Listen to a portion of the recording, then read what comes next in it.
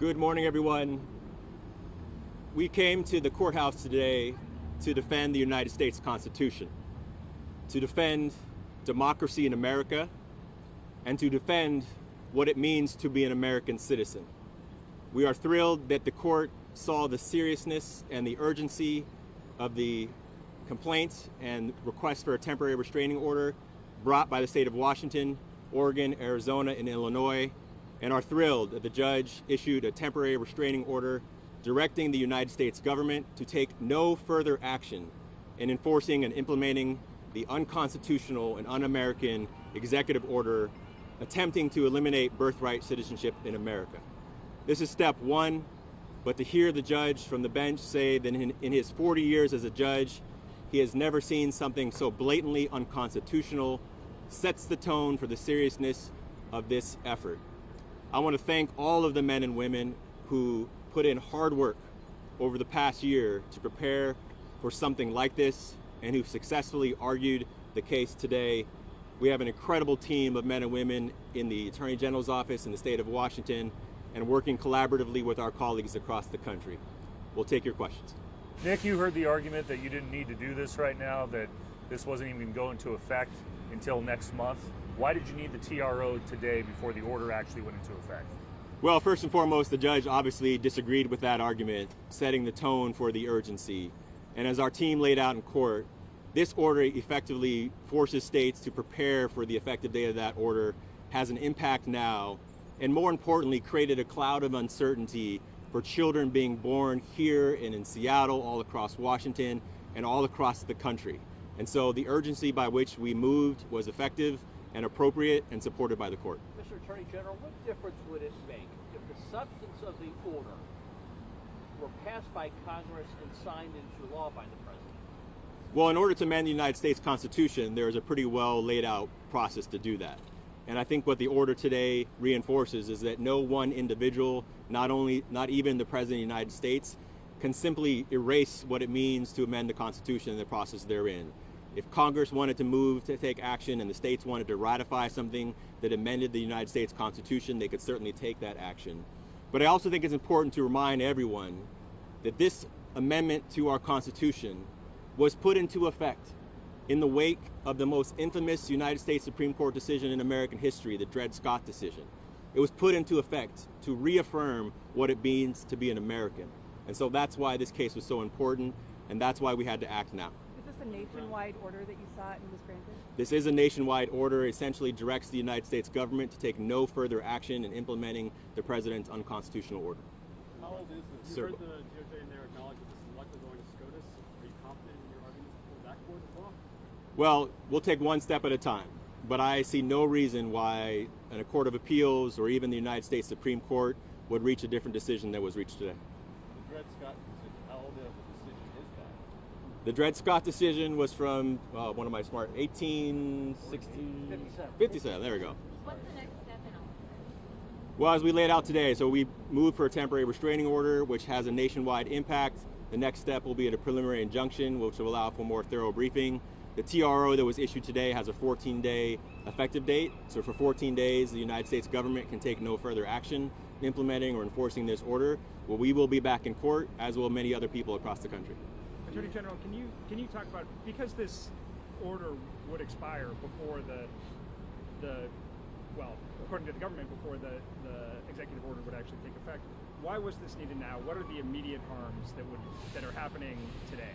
Well, there are two principally for the states. I mean, the states would have to start working on the potential impact of that effective date now. We can't simply wait for 30 days to prepare for all of the changes that would happen to state government to recreate and re-implement these systems that are having dire financial and administrative impact on the states. But more broadly, this is about people. This is about people who the President of the United States was trying to deny their lawful right to be citizens. And babies are being born today, tomorrow, every day, all across this country. And so we had to act now to provide back to the status quo, back what has been the law of the land for generations, that you are an American citizen if you were born on American soil, period. Nothing that the president can do will change that.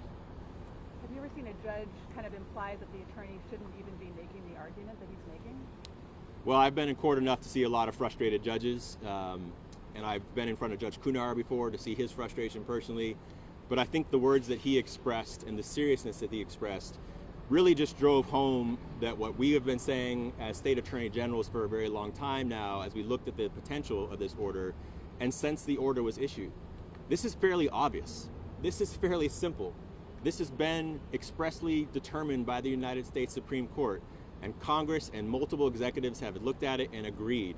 And so I was not surprised to see Judge Kunar sort of dismiss the absurdity of the order and the absurdity of the president's action.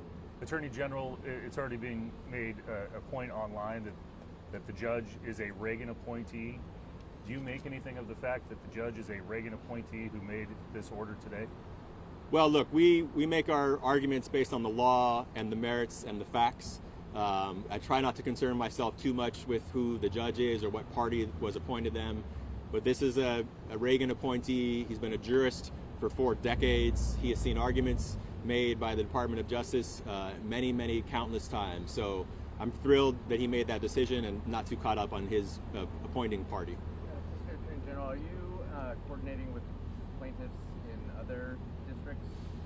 Well, we work collaboratively as state attorney generals across the country. And so I have been in constant communication with my Democratic attorney general colleagues across the United States.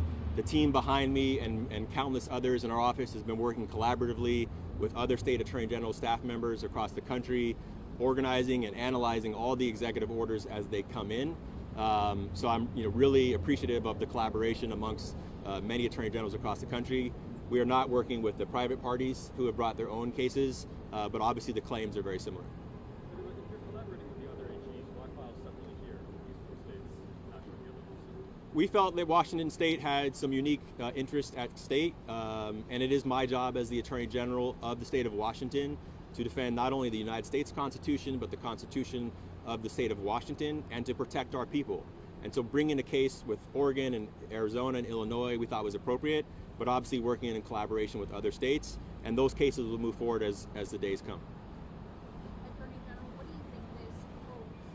What do you think this message sends to those migrant families, those children who are being born today and going forward?